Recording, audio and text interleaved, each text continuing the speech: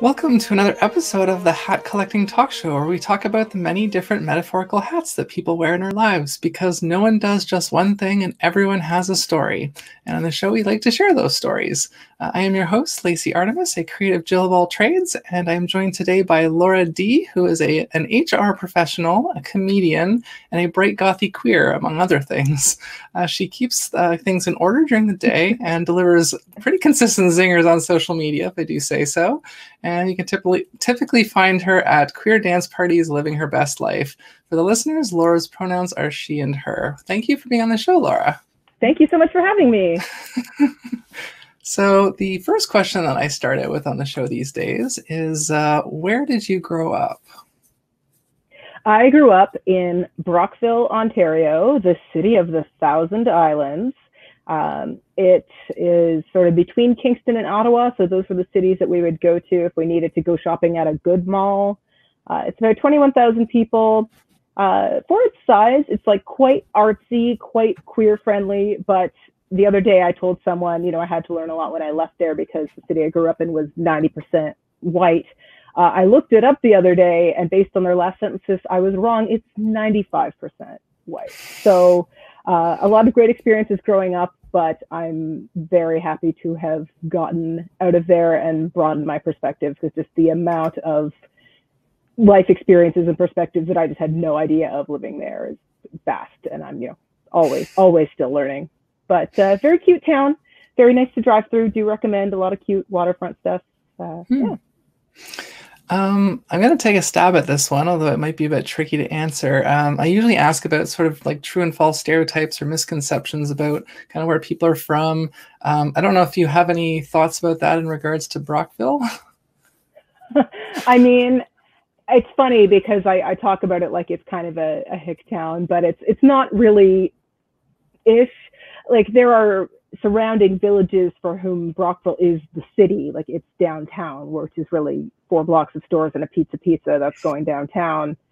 I don't think it would be a stereotype, because who would think to stereotype it like this? But can I tell you about the city's attempt at a claim to fame that they had a few years ago? Sure.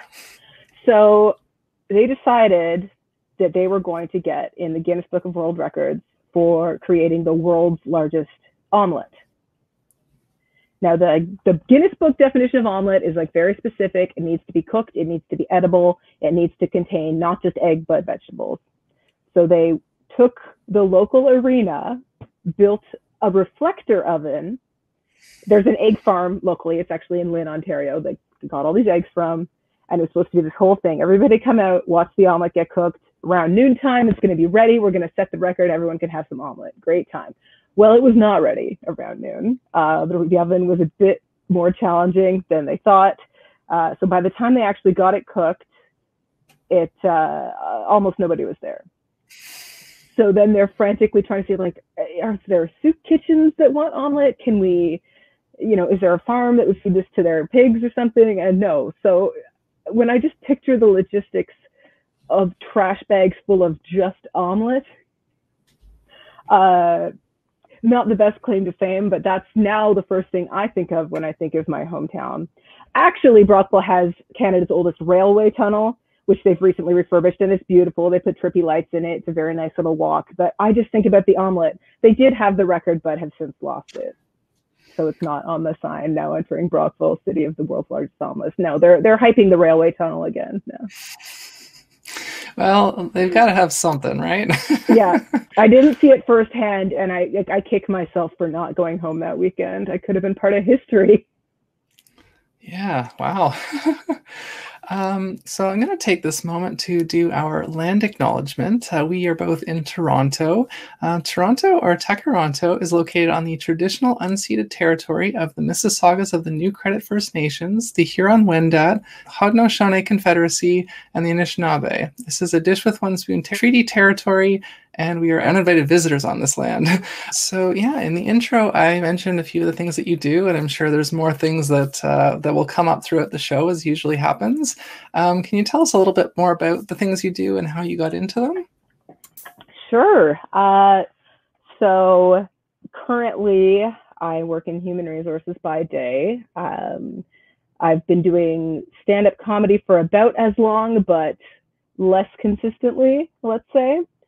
Before all of that, I got a music degree. So when I first left home and went to university, I went to Western and got a music degree, kind of coming out of a big fish, small pond situation, and then getting to university and realizing like, oh, like I'm okay at singing, but I'm not that great. This was not, I can't make a living doing this. But I did enjoy studying pop history, writing opinionated essays about music. That was all up my alley, and I still use those skills to some extent. So after working at a pretty terrible call center for a couple of years, I realized I better go back to school. So I moved to Toronto in, what year was it?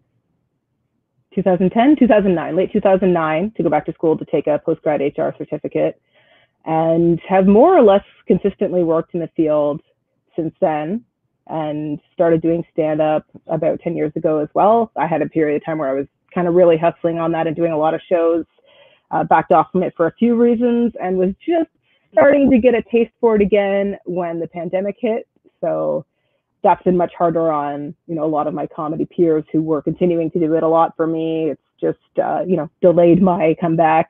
I do the odd Zoom show and things like that, but those are sort of my big two things. And then in my other own time, I like all the big, weird, queer, gothy, sparkly parties and those sorts of activities. So yeah, the sort of follow-up question to that question, I guess we can focus on the HR and the comedy. What would you say are the biggest misconceptions of each of those? Let's see. For HR, there's very much a conception of they're not on your side at all. And I get that. I get why people feel that way. I've been on that side of the table myself. One of the reasons I got into it was because I wanted to do better. And I mean, yeah, at the end of the day, I have to also take directives from the company I'm working for, but I really do try to push for, you know, the employee side, giving them more than the minimum, taking individual circumstances into consideration rather than, you know, just writing really strict policies with no flexibility to them. I really like to operate in a good faith environment, which is sort of like, we're giving you the resources you need, this, you know, some basic structures and mutual expectations for how work's going to be done. But I don't like an environment where everything is super policy driven and you must do this, and if you deviate, then there's consequences. That's a very old school way of thinking. And then for comedy, misconceptions that I've encountered are probably one that you make it all up every time, which that's improv, which is a different thing from stand-up. Another one would be the number of times I've had people say, oh, so is that what you're doing for a living now? And almost nobody's doing that for a living in Canada. There's not the support for the arts there. And then also just when people think that they'll, that any old anecdote is something that you could put. So my mom's husband was telling me about a doctor's visit he had that was very much an anecdote, clearly about a doctor's visit for a man in his 60s. And I was like, you can use that at one of your skits if you want. I don't think that's going to be relatable coming out of my mouth, but thank you.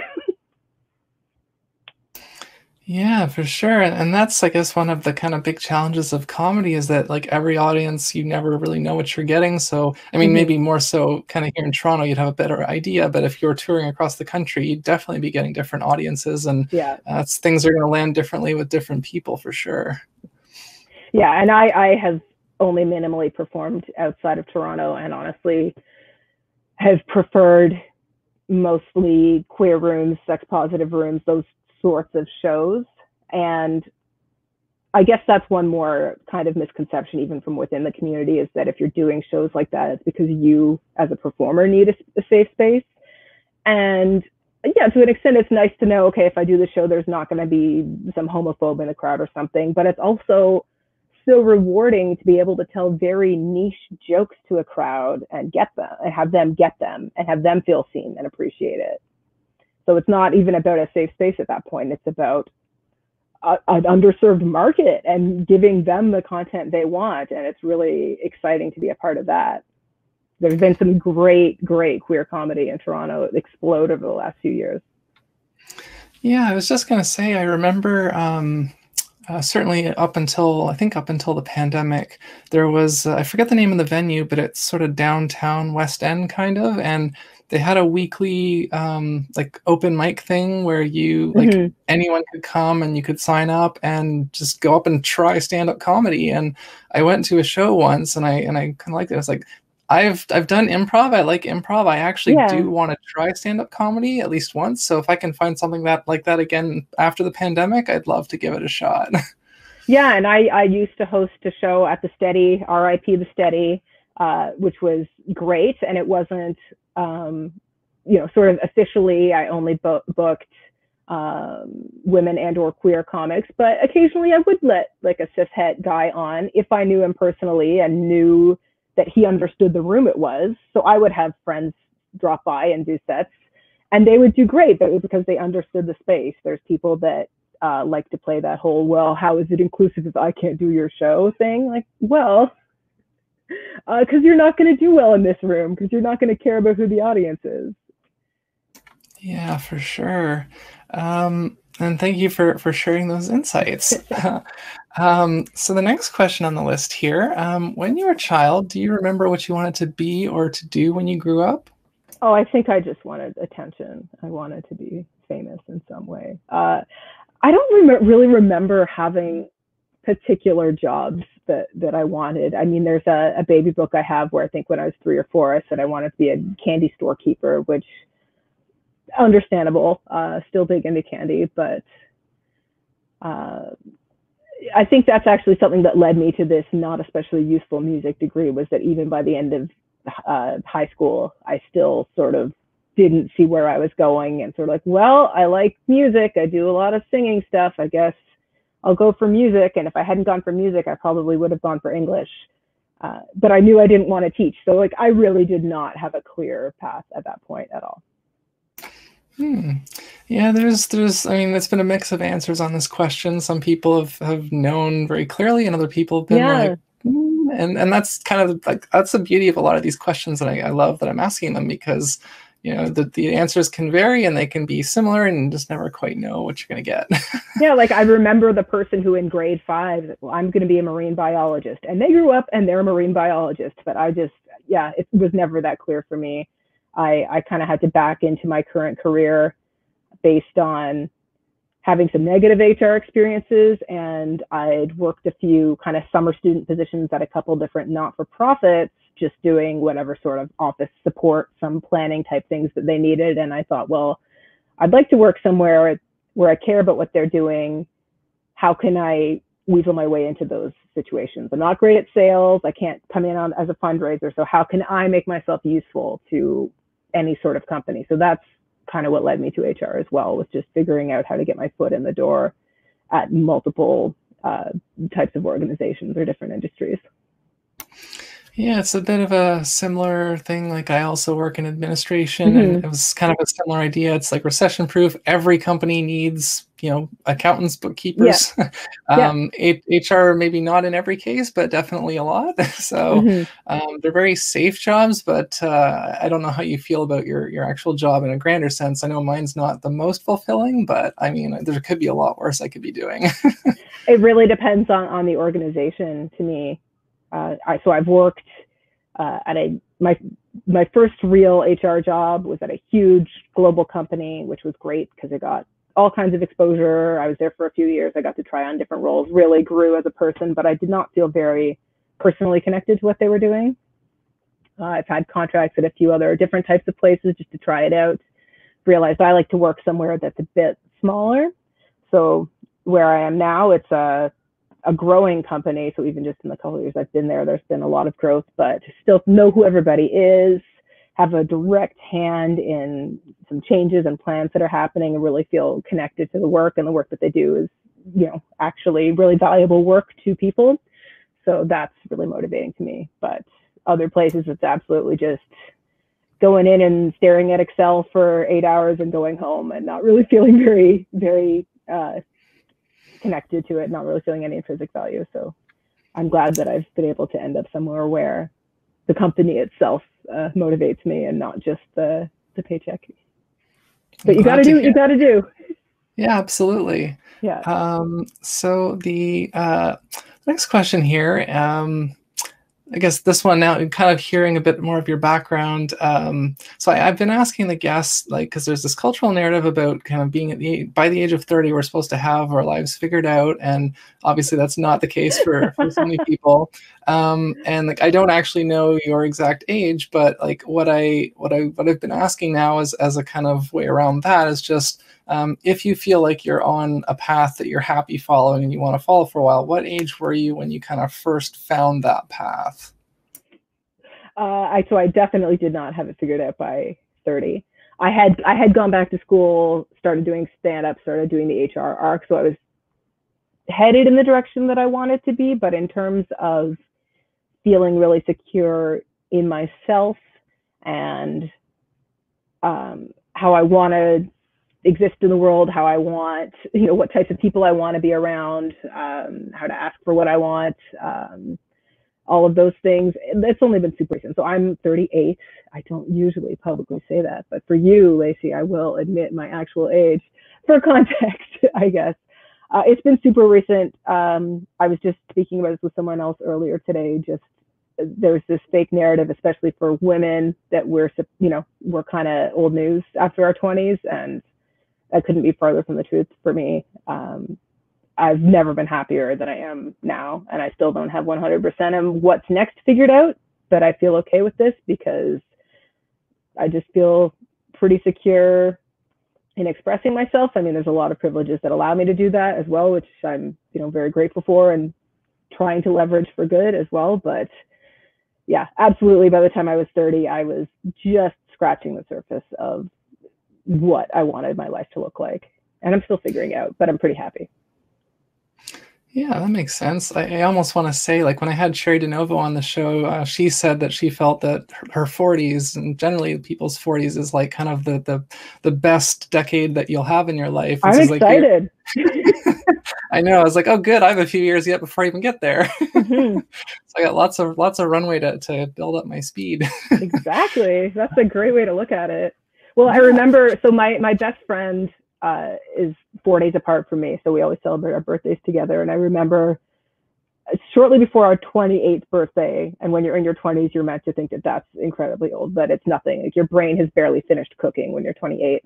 We're a few drinks in, it's our birthday, we're like, oh, we're 28. We might as well just call it and say that we're 30 now. No, you know what? Never mind. We're 50. I'm 50 right now. I'm 50. So sometimes over the years, we've reminded each other, like, you're already 50. So just go with it. Yeah, I'm excited. So again, this next question feels like it might be a little bit of a different answer, but if I've been asked, sorry, I just sometimes, like, kind of the guests kind of inadvertently semi-answers some of the future questions in earlier questions, which is not a bad thing. It just it kind of sometimes it gives me the vantage to kind of maybe tweak the questions or ask them a little bit differently. But sure. What I've been asking essentially is like, what would you say was one of the biggest obstacles for you to kind of finding that path and kind of feeling like it was the right path? I think a big obstacle for me was just letting go of what I thought I was supposed to be doing at certain ages. So I was very much on a path that I thought I was supposed to be, living with somebody, trying to get nicer furniture, just kind of buckling down, dressing conservatively. There's a bunch of stuff that I hadn't ever done because I was too shy or scared to try it out, and just telling myself, well, it's too late for purple hair, even stuff like that. There was a trajectory that I thought I was supposed to be on as a young professional. And in a lot of ways, I have, according to societal expectations, regressed, but it's given me the space to be a much happier person. So another cultural narrative that I've been pushing back against on this show is this idea that once we like grow up and we're adults, we're not supposed to goof around, be silly and play unless it's with children. And I know that's nonsense. So I wanted to ask you, what is one of the last silly or playful things you did on purpose that didn't have anything to do with kids? Oh my gosh. And when you sent me this question and I read it and I thought of something and now it's flown out of my head. It's probably just things like still playing with ridiculous outfits. I, make up songs about things. I'll go for the, most obvious bathroom humor on something from time to time. That would never be, an on-stage joke, but, at home, sing to the cat, make up fake stories about it, just try to do a little of that stuff every day, keep it light. I spent in the early days of the pandemic when it really wasn't clear what was not safe to be doing, and we weren't sure if we could go to parks, just hanging out on my tiny front yard, which is not something that adults usually do, like sit on their front lawn. But I decided to reclaim that. I mean, to have access to that front yard at all, I was very fortunate to have. And so then to not hang out and listen to music on your front yard, I think is a bourgeois convention. So I decided to play in my front yard like a kid in the early days of the pandemic when we still thought that you would die if you went to the park. So that made my days much better during that time. I mean, it makes sense. Certainly, if I had a front yard, I certainly would have frolicked in it. It's like a postage stamp, but I still hung out there. It was great. Very cool. And sort of a bit on the flip side of that idea, I like to talk about self-care, because this is another idea. Like, I think when people think of self-care, a lot of people think of stuff like, going to the spa and getting completely pampered. But self-care can be very, very small acts, very simple things. And so I'd like to ask, what was the last act of self-care that you did for yourself, no matter how small it was? I finally purchased some skincare the other day. I realized that maybe just letting shower water hit my face is not sufficient. So I got some serums and stuff. They feel pretty nice. One of the things, since I've been working from home pretty consistently since mid-March, is that I realized I needed to kind of have a line of demarcation between end of work day and start of my time. So I wouldn't say that I've actually learned any amount of language that I could use to have real conversations with, but I try to do Duolingo at the end of my workday to kind of transition my brain from staring at computer for work reasons to staring at computer for fun reasons. And that has kind of helped shift the workday for me so that I'm not continuing to check emails and stuff all night. What else? Oh, and I started getting a produce box delivery. So, I know what's coming. I plan my meals. I know I'm going to have vegetables in the house. Those are all things that I found have kept me feeling a little bit healthier than when I wasn't doing them. Very cool. Yeah, I like those answers. I hadn't thought of that actually. Like when you said sort of transitioning your brain from like staring at a screen for work to staring at a screen for fun. Because like, yeah, I'm working from home too. I have been since March, and like virtually all of my hobbies are computer based. So I also tend to be staring at screens for most of the day. And I know that it's not good for me, and that it gives me like headaches and stuff. And I haven't found a way to like have a healthy balance quite yet, but I'm getting a little bit better.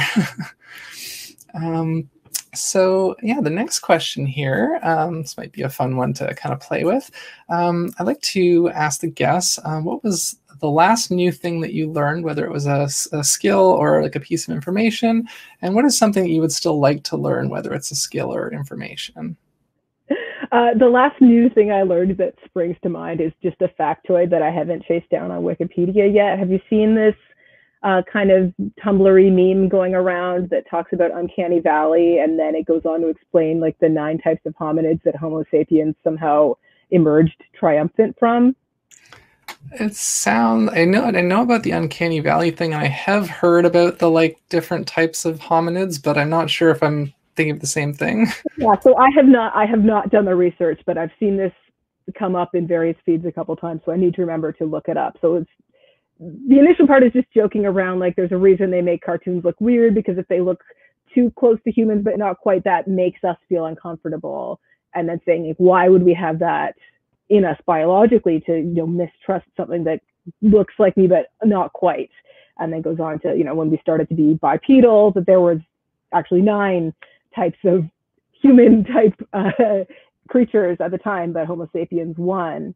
And so I want to read up on this more because I don't actually know what happened at that point in human evolution, but I would like to. So I'm going to do some reading on that. I can update you.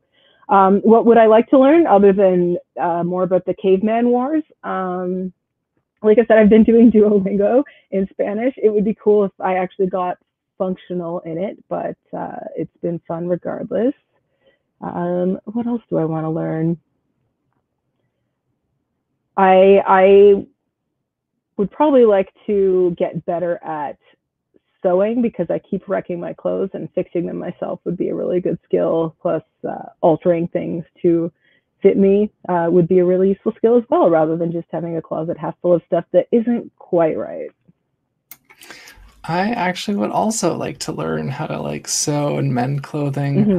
And apparently the person I recently started dating, she apparently does know how to do that stuff a little bit better. So once we kind of get through the whole holiday thing and have a bit more time, it's something we'll probably try to sit down and do a little bit of work on. But nice. Yeah, that's a good skill share. There was years ago, someone in the comedy community started a little kind of stitch and chat workshop session. So it was all comics. It wasn't a show, and it wasn't even meant to be like a writing room, but people did bounce ideas around. But it was mostly just a come bring your stuff that needs fixing. If you don't know how to fix it, someone will help you. And that was really nice. So I thought of that now because there's somehow a huge hole in the back of this shirt. It came out of the closet that way. I don't know what happened, but I really like this shirt. So I want to figure out how to fix it nicely so that I could still wear it into the office if I needed to. Right now it's only fine for video calls. This part is untainted. I just wanted to say I really love that idea of like kind of arts communities kind of coming together in that sort of way. Like we're all here because of one thing, but let's all help each other with something else while we're all together. It was a really lovely space. Yeah. It's very cool. And that sort of reminds me of something more recently. Since COVID happened, basically, I've seen like these kind of like either caremongering or mutual aid networks and things like that. And I think these are great ideas. And I hope that they kind of keep going and kind of proliferate in the future.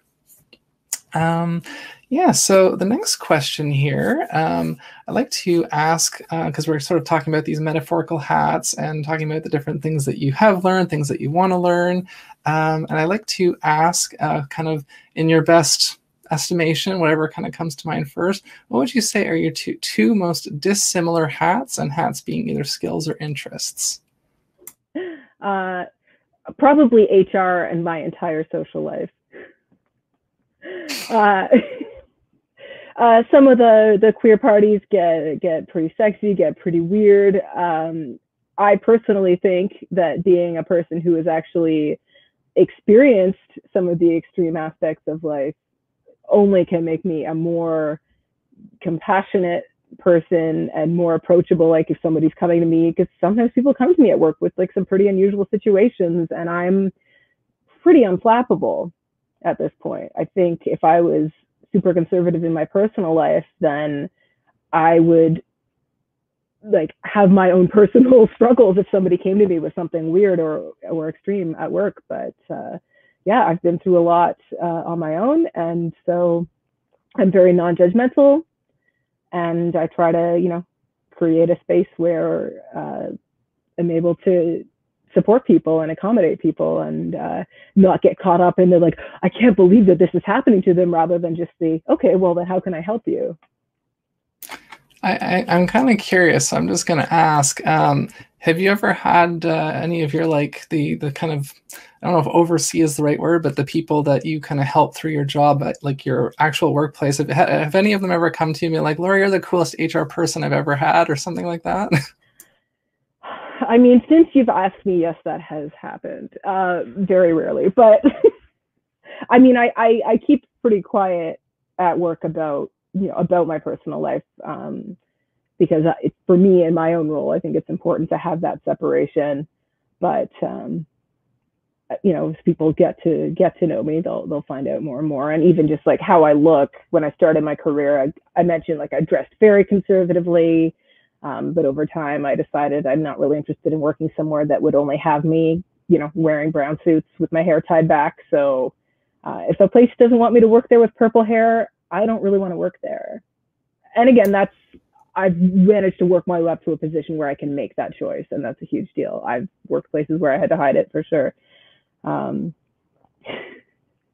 So the biggest collision of my work and personal life definitely had to be the time that I was at Hamlin's, completely undressed, walking into the water, and I hear behind me someone yell, "Hey, HR!" And so when I recovered from my heart attack, I turned around, and it was like the one cool LGBTQ person from my office, like one of the few people I've actually made a continued friendship with from a previous job. But yeah, that was a terrifying moment for me. But that person thinks I'm cool HR. Actually, they just call me queer HR all the time. QHR for short. Yeah, no, that's very cute. And like I wasn't actually trying to set you up with that question. I was genuinely curious, but that was a fun story. Yeah, so the next question here, as we've already kind of both said that we have been working from home, I guess we'll sort of reframe this as before the pandemic. What was your schedule like, and do you have like a peak time of day normally? A peak time of day for like my productivity, or Kind of like that, and also just like when you feel the most like the most like your best self, I guess. oh, it's at like 1 a.m, which is really impractical with a 9 to 5. So, I mean, my schedule hours wise hasn't changed. I continue to, be working business hours during the day. I just don't have to commute any longer. A few years ago, I made the shift to starting to go into the office earlier, even though I'm not a morning person, just because I realized I'm not going to be that much happier if I wake up at 9 versus waking up at 7. And if I go in, I can get a quieter time of day when not as many people are at work yet. And I realized I really valued that. And especially during winter, getting out of there before the sun goes down at, 3:17 p.m.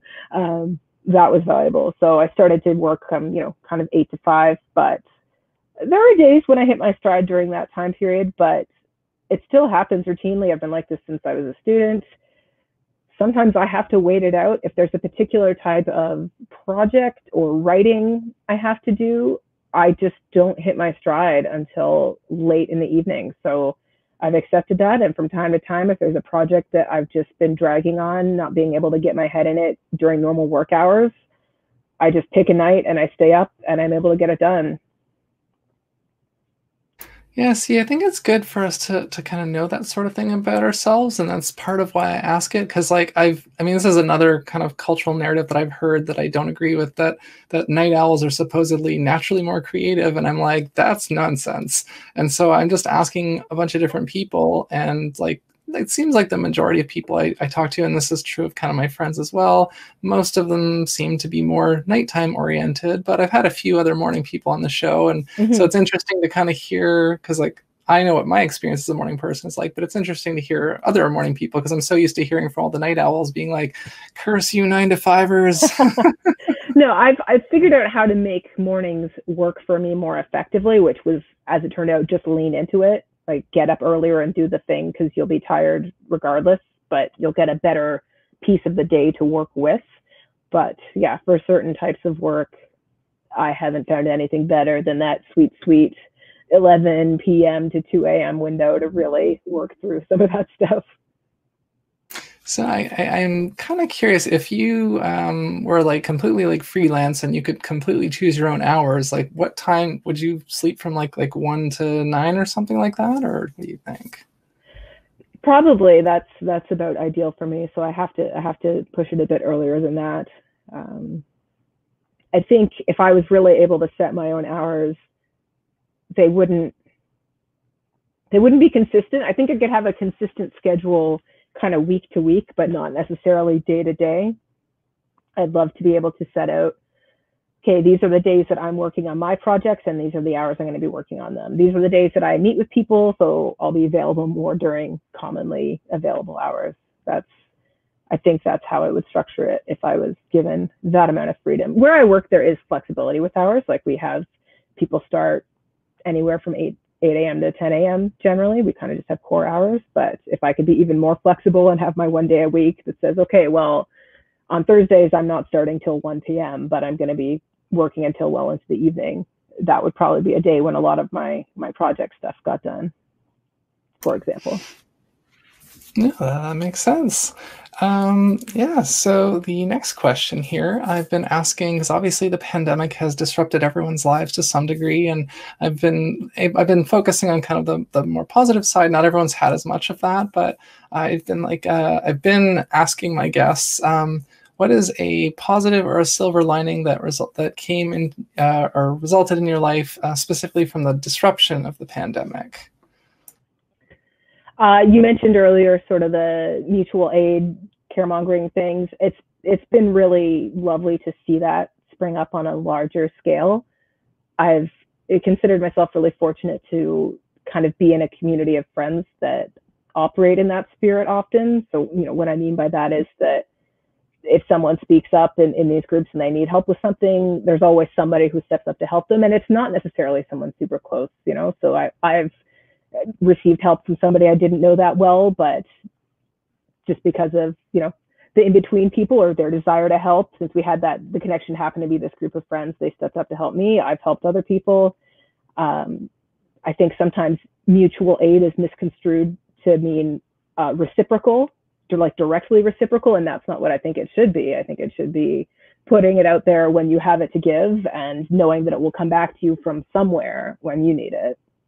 So seeing that on such a large scale has been really nice, definitely. And then I guess on a more personal level, one of my relationships is one where, we always liked having a lazy day, but we used to go out a lot and do a lot of big fancy things, big outfits, wild nights, and having that completely removed, but still really enjoying each other's company has been a nice thing to discover as well. Very nice. Yeah. I think I've mentioned this on a past episode, but I definitely didn't expect to meet somebody during the pandemic, and just it happened very unexpectedly, and it's been really lovely, and we've been having to be careful about how we spend time together, but it's still been very nice, and kind of just one of several nice things that's happened for me this year that I'm thankful for. So the next question here, and I sort of preface this with saying you can say as much or as little as you want with this one, because it can be a little bit more personal, so whatever you're comfortable with sharing. But I'd like to ask the guests if they have dealt with any mental health issues or disabilities or just even chronic health issues in general, and if so, how have they worked through them? Yeah, so I'm always the first person to be like, oh yeah, go talk to somebody, go get help, go talk to your doctor, see what's up. And then I don't ever. So there's a lot of things that I tick the boxes for that I have no diagnosis for. And I think I've been someone dealing with depression since I was a teenager. That's something that I manage, and I think I know when I'm having a bad brain day, and I can identify that that's what's happening. And, so usually I'm able to just continue operating from that. So again, fortunate to have not been in a consistently dark place for a very long time. I do things like I started using a daily mood tracker over 2 years ago now, and even that has been helpful to me because you put in your activities for the day and your mood, and then it will spit out reports at you that says well, here are the days you were happiest, and here's what you did on those days, and just little hacks like that, things like that. The winter sads used to get me quite severely. I used to counteract that by scheduling myself aggressively, which is not so much of an option this year. So we'll see. I guess I'm just going to quadruple up on that vitamin D spray and hope for the best. I'm not sure. Yeah, I think there's more I could be doing for my own mental health, but I've become a lot more comfortable with at least being aware of what's going on with me most of the time, and being able to communicate that to people who need to know it and do the things I need to do to mitigate it to the best of my ability, or ride it out. Sometimes you're just riding it out. Yeah, I was going to say it seems to be a pretty common thing for myself and for a lot of my friends is that we're much better at like caring about other people's well-being than our own. We often neglect Hmm. ourselves, and I also like I remembered after I asked the question, but this is another kind of cultural narrative that I've become aware of is this idea that successful people don't have mental health or don't have these kinds of issues. That's why they're Hmm. successful, but that's obviously not right either. So Absolutely not. I like on every episode, I like to touch on this so that the viewers and the listeners can see like literally everybody has some kind of thing going on, and like you can still make it, you can still find success and happiness and fulfillment. And some people are still working on that, but they will get there. So, Yeah. and I hope that it helps to kind of break some of the stigma and kind of normalize it a bit more and get it into a bit more of a positive or just normal light, I guess. Hmm. Um, Yeah, so and that, the things that I'm able to do to kind of help myself through it, I definitely don't want that to come off as prescriptive in any way, because I understand that if I was dealing with you know different situations or different conditions or different brain chemistry than what I personally have, the things that work for me wouldn't necessarily work. So I certainly don't want that to come across as me having said, oh, just get this activity app and you'll feel better, because no, that obviously would not be a solution for many people's cases, but it's something that for my own current circumstances, it's one of the tools that I find is useful. yeah, I hope that the kind of the audience figures that out, because every episode, obviously, a different person is sharing their experience and what Mm-hmm. works for them, and so obviously that means the show is not saying this always is best for everyone. It's like this is Yeah, this person and this is what works for them. yeah, we're not at her just being like, oh, hon, just try some essential oils, you'll feel better. Like, no, but if smelling them makes you feel nice, then of course. But Yeah, that's not a yeah. cure all. No. So the next question here, and I guess we kind of touched on it a little bit as well, but I like to ask because close relationships are obviously important in our lives, and whether or not we're supported and how we're supported and how well we're supported can really influence how long it takes us to kind of get where we're trying to go, or our self-confidence, or things like that. And so I like to ask, in terms of like the close relationships in your life, however you want to define that. How have they sort of supported your goals or your kind of trajectory? And like, have you felt supported even when you maybe have some more off the beaten path kind of plans? Yeah, I think so. So I mean, my family relationship, we're not a talk every day family, but even though I've taken a very different path from my siblings who are both in the medical field, um, I feel like they're happy if I'm happy, and Auntie Laura's a little weird, and that's okay. I have my best friend. We've known each other since we were 10 years old.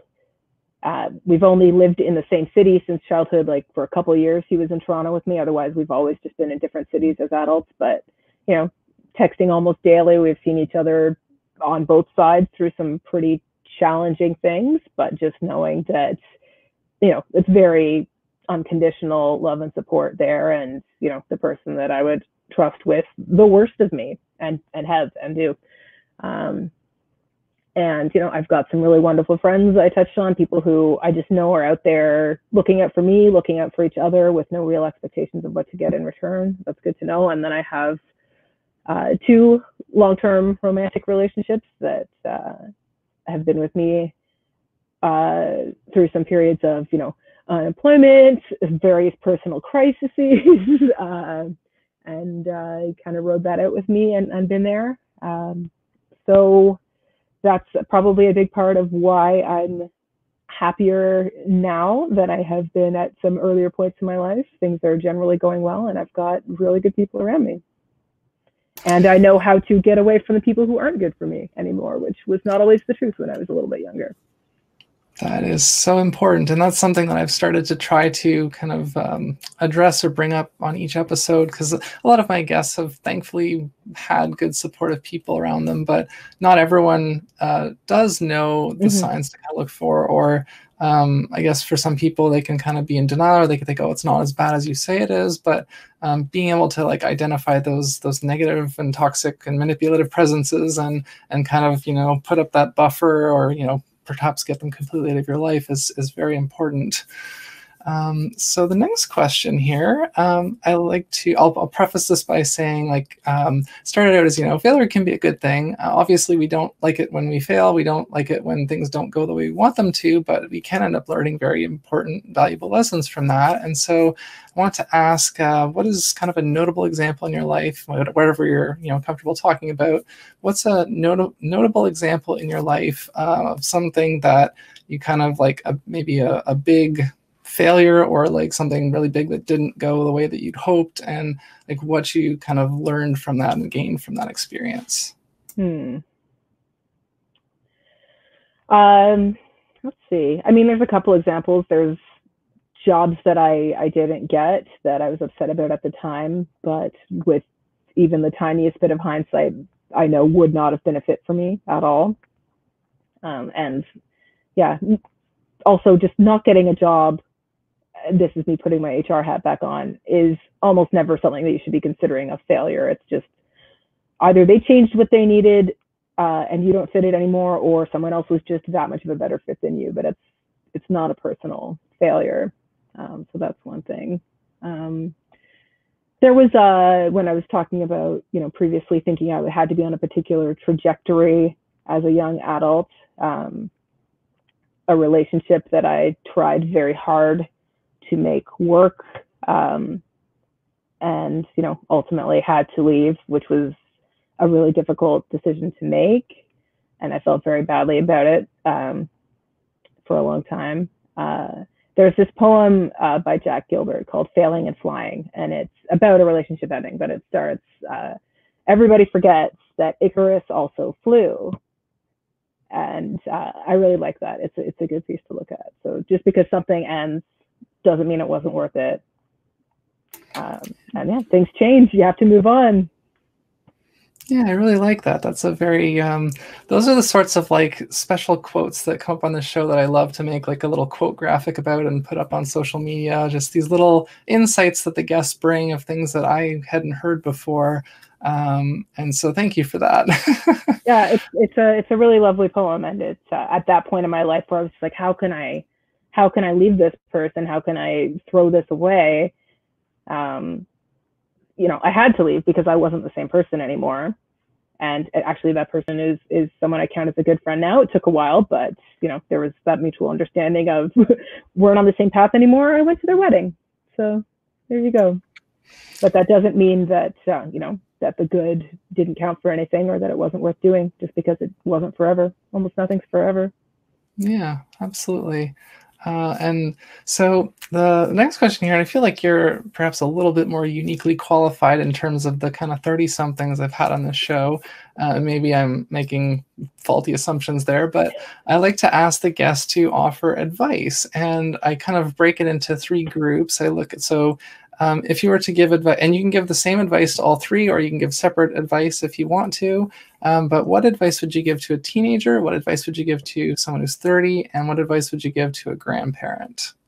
To a teenager, that guy in his 20s isn't cool. Don't flirt. Don't let him flirt with you. Don't flirt with him. I mean, flirt with him and then leave. Do not invest any emotional energy in him whatsoever, or let him touch you. He's not cool. He's not cool at all. What he's doing is super, super gross. I know the people you go to school with are probably terrible and don't make you feel awesome and desired, but this is not the way. Don't do it. Don't do it. Don't do it. Don't do it. Don't do it. Advice for someone in their 30s? I mean, that's still me, but like to me at, 31 who would have needed this, like, it's not too late.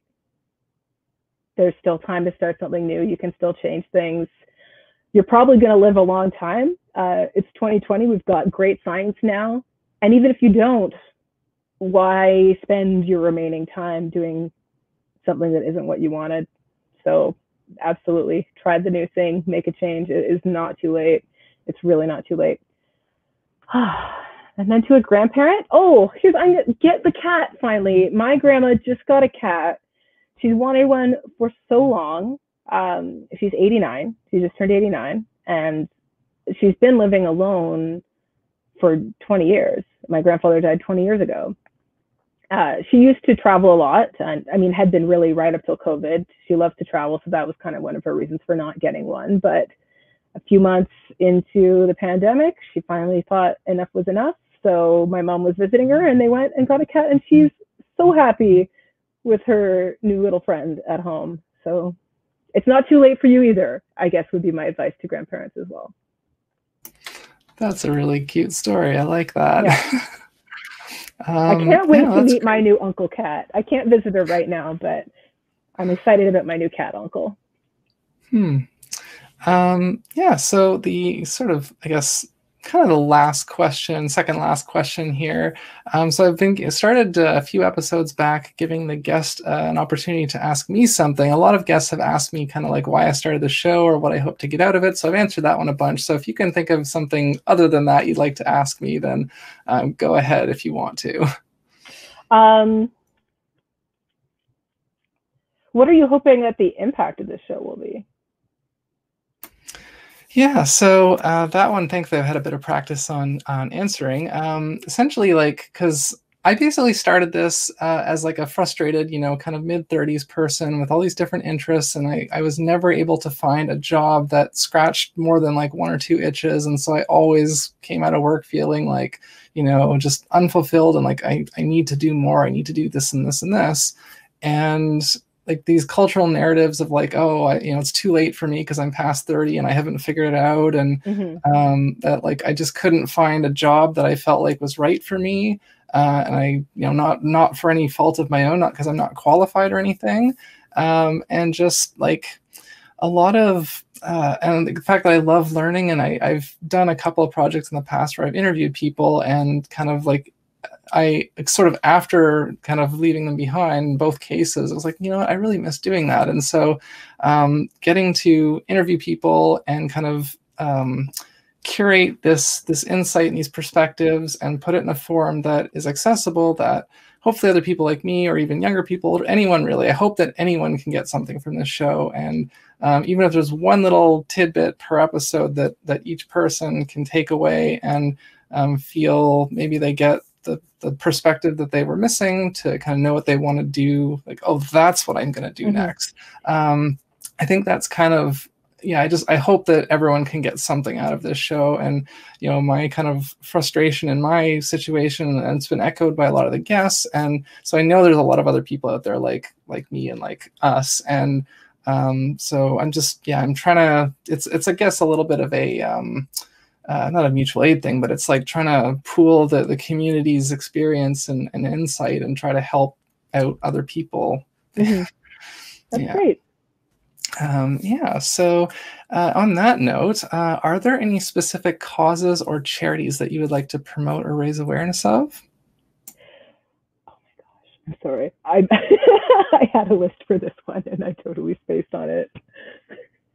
I might have to come back to you on that because there are ones that I like a lot and I don't have the names in front of me. I apologize. That's fine. You can send them to me after, and I can put a thing up on the screen to kind of show them. So I guess in lieu of that, like obviously we support Indigenous rights and Black Lives Matter, and there's a whole bunch of like kind of regular stuff that the show stands behind and supports. So in lieu of any specific individual, like I try to give each episode a chance to highlight something new, but in lieu of that, we'll just say, again, Indigenous rights, LGBTQ rights, Black Lives Matter, all that stuff. The most recent place that I've donated to, there's a few I try to cycle through on every non-rent payday, was Ruby's Place, which is housing for LGBTQ youth. So that's what they do. But there are some others that I would love to drop as well, but I'll pass them to you after. Yeah, definitely. And I have a section on the website, the kind of very bottom, that lists the main ones that I promote on the show, and then all the ones that the guests have suggested. And, over time, that list is going to grow, and that's great. So with that said, now is the plug section. So I don't know if you have any social media presence that you're comfortable sharing for people to kind of follow you or check you out. If so, you can share, or if there's anything else that you want to plug, feel free. Nothing to plug in terms of events. I do have, I used to be very active on Twitter, and then I stepped away from it, and I've been trying to make a headway again. So I do have a Twitter that's ostensibly jokes, but your mileage may vary as to whether you think they're jokes. So it's at Julianne Morgue on Twitter. And yeah, you might find me being funny there. You might find me being unfunny there. But again, that's up to you. That's not up to me. I always appreciate good pun usernames on social media. There's so many good ones. Yeah, and so with that said, oh, actually, I can see I almost forgot to do my own plugs. This has happened before. Oh yes, please type yourself up. I get so like caught up in the moment, and like I forget, because I was just like, oh, do the hats thing now, because that's what I'm really excited about. But so yeah, as the regular audience knows at this point, I do a lot of stuff. If you go to artemiscreates.com, you can see everything that I do there. But some specific things that I like to plug are my merch site, which is all original designs that I've made that you can get on shirts and mugs and all that kind of stuff. And that is redbubble.com/people/artemiscreates. And then you can check out my series of educational ebooks that I have curated over the last 5 years. It's called the Curiosity Guides series. If you go to curiosityguyedsplural.com, not plural in the thing, but Curiosity Guides plural. The word guides is plural.com. Yeah. It'll be on the screen and everything. And they're all for free. They're all PDFs, so you can go on any of them that interest you. You can download them, check them out, share them. And they're always going to be free, because I do feel that knowledge should be free. And of course, there's also some like probably copyrighted material in some of them. So, and yeah, by the time this comes out, my book should be out. I'm just finishing it up right now, actually today. It's a short fiction novella. It's like a kind of like a detective novel kind of thing. It is called Parker and Tucker, Private Investigators. And that will be available as a digital, I guess, an ebook. And got to figure out how to get all that publishing stuff set up. But the book is essentially done. So there's that. I have music on Spotify, iTunes, Bandcamp under Artemis Creates. The theme song for this show is by me. It's called The Bronze Age. You can find it on there if you like what you hear at the beginning and end of the show. And of course, Patreon, because that's where I do the bonus episodes, which we'll be doing momentarily. And that's patreon.com/ArtemisCreates. And that's pretty much my whole spiel. There's more on my website, but those are the main things that I promote right now.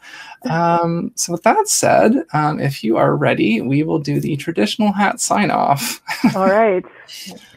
My problem is that my hat is slightly too small for my gigantic head. So I know that problem all I think too well. I actually have to take my glasses off to be able to fit it on without pain. This should have been my pandemic project, would have been stretching this out a little more, but anyway. So sometimes I get lucky and my hats actually fit on top of my headphones without like falling off, and this one's doing it, so I'm like, awesome. Nice. So for the people who are listening and not watching, I like to try to remember to describe what's going on. So Laura is wearing, I'm not sure what that style of hat is called. It's like, this is kind of just the standard goth basic floppy brim wool hat. Yeah. As I mentioned, slightly too small for my head, so I should just be wearing this around the house every day until I can stretch this part. But yeah, and I am wearing kind of like I guess like a feminine style fedora almost. It's got it's like a royal purple, like a really deep purple, and it's got the kind of the slightly longer bill, but it's curved up at the back, and there is a flower on it. Yeah, a femdora. Yes, I get it. A femdora. Oh, I like that. I've never heard that before. But this is one of the first hats I think I got when I was kind of going through the process of like replacing my whole wardrobe when I transitioned. So it kind of has even though I like more lighter purple colors, this has a special place in my heart. Oh, nice. So yeah, thank you for indulging me in that. I love this little tradition we've got and the different hats that we get to see. And with that said, thank you again for watching and listening to my viewers and my listeners. And until next week, next episode with someone totally new and all new insights. And in the meantime, if you want to if you want to tune in for the bonus and hear Laura answer a few more fun questions, head over to patreon.com/ArtemisCreates. And yeah, thanks again for listening.